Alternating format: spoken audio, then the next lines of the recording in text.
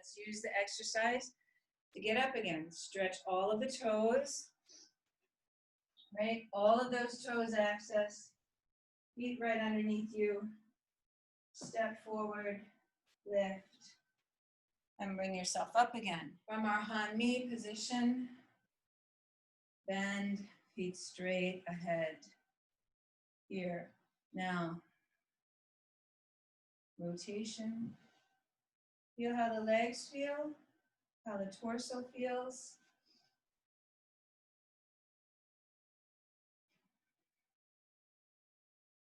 A little more integrated, a little more easy.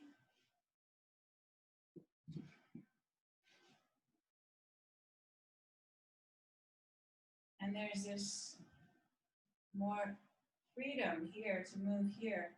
Especially so if you've got this something coming towards you, you want to have this ability to have not this stiffness, not the shoulder might stop here, but allow it to rotate and still maintain this forward stability of the knee.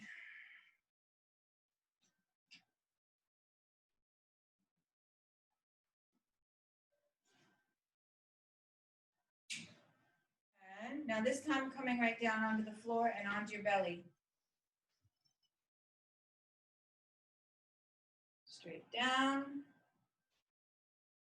So we're going to come onto the belly first. The legs. So the legs in this position, you just simply want them back, preferably in line to the hips, and lengthen through the toes. So try not to have your feet kind of pointed inward or outward, just straight out. My forehead is here onto the floor. I'm going to take my hands back, grab them at the wrists, or at the fingers, grab them, take them right down to your tailbone, or as far as you can. Lift the arms up, pulling the shoulders back. Pull the arms as high up towards your shoulder blades as you can. Try not to roll your shoulders forward. So we've taken the hands back, the forehead is on the floor. Taking the hands back, one hand grabs the other. We reach the arms as far away from the back as we can. As we pull them back, the shoulders pull back and away from the ears. Shoulder heads roll back. We lift the arms up in this position as far away from the back as possible, then pull them up as far along the spine as you can towards the shoulder blades. They're typically laid down here now. Take the arms out. From here, begin to turn your palms outward. I'm going to shift my position. Turn your arms outward and palms facing up. And you're trying to get your baby fingers towards the floor. Try to have, or baby fingers towards the sky. Bring the hands back, touch your shoulders. Back, out, around, grab the hands and lay it back down again. From the front, so you can see the position of the arms. So we lay down on the belly, forehead's on the floor, the hands are clasped behind the back, and we pull, keep the forehead to the floor or on your towel. Lift the hands up as far away from the back as you can, lengthening through and keeping the shoulders pulled back, then pull them up towards the shoulder blades. The hands, the backs of the hands will come back onto your back, but they began lifted away. They will come up onto the back here. You pull them up, then you release them.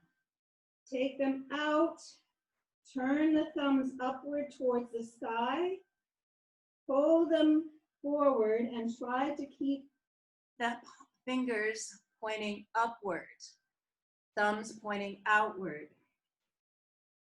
Bend the elbows, bring them back, touch the shoulders. back, breathing, out, rotate, grab, lengthen, and release. Okay, so one more time. Okay. In the same position, so we want to find alignment first. Lower body is not going to be doing that much when we're standing. We just want to be stable and stable here. So standing position. So I want to bring my hands, I grab, and I lengthen downward first. So if I don't lengthen downward, what happens is we tend to grab and roll the shoulders forward. You know, that habit of rolling those shoulders forward, especially swimmers, anybody's at computers all the time. So pull them back, pull them down towards the tail, and then lift them away. Down towards the tail first, then lift them away. So I don't have this hyper movement here, this chest forward, but it should feel, I should feel some energy and strength along here. Shoulders back and down. Then draw them up. Their hands are still holding as high as you can with the hands still holding on to one another. So don't propel your pelvis forward, straight ahead. Okay, so now we release, let the arms come out. Begin to rotate the hands. So now if I were laying down, the palms would be facing upward when I get them. So I'm going to slowly bring them up over my head. Palms are facing back. So if I were laying down, they'd be facing up or as close to back as possible. You have tight shoulders, then those hands, those baby fingers are still going to be facing forward, but you're trying to get them so that they're flat. Then bring the hands back, touch the shoulders. Bring the hands up, out. Rotate the thumbs at about shoulder level. Keep the shoulders pulling back and down.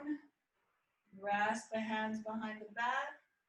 Lengthen and release. Again, we want alignment straight, feet straight. Okay, so that I have the slightest of pelvic tilts so that my pelvis is stable and my navel is engaged somewhat. And grab a wrist, lengthen, shoulders back and down, pull towards the toes. Bring the arms away from the back as much as you can, even if it's only a few millimeters, but don't do this. Straight up, then up. Only release when they've come as high as you can. Release them out. They begin to come out, around. Then when the hands come to shoulder level, my shoulders aren't up, they're back and down. Begin to rotate so that the palms face upward. My baby fingers are towards one another and my thumbs are pointing out. And then I bend the elbows, touch the shoulders, bring them up, out,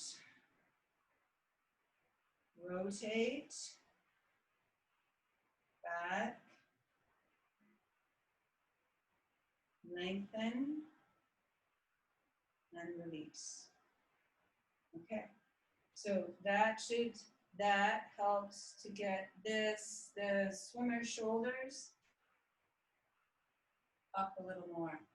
Again, 3 to 5 times, a couple of times a day, and that's slow, not fast. You want to have an isometric feeling. This movement is, I'm feeling every part of what I'm doing. I'm feeling my shoulder blades pulling down. I'm feeling the stability. I'm feeling this opening, this stretch along here. I feel the intensity of it. It feels difficult to do this unless you have hyper open shoulders, which many of us don't, or hypomobile rather, shoulders. Okay, so give them a shake. Okay, so again, and back. Now, give some softness. Let the arms feel like spaghetti. When they do, you should feel like I have this ability to move a little more freely with more than once or twice doing it.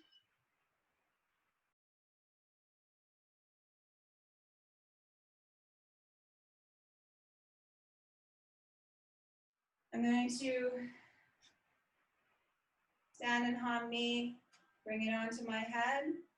So the beanbag has a little bit more purchase. So we're going to do the same thing. Forward, back, forward, back. Yeah. So yeah, the beanbag with a cloth that has a little bit more purchase. And so when I come down, straight up and down, and what this does is it helps you to keep your attention and your awareness outward, because as soon as I drop my head, off it comes. So, and that means everything above this point, I can't see. So we practice with a beanbag. You tend to have, your eyes tend to be in more, access more areas around you. So and you can practice this at any point. When we're walking, when you're doing hanmi. And with these 3 exercises, there shouldn't be a stiffness necessarily that comes from this. I should feel like I still have mobility. So to come up and down, so practice a couple of times coming up and down, straight up and down in this line.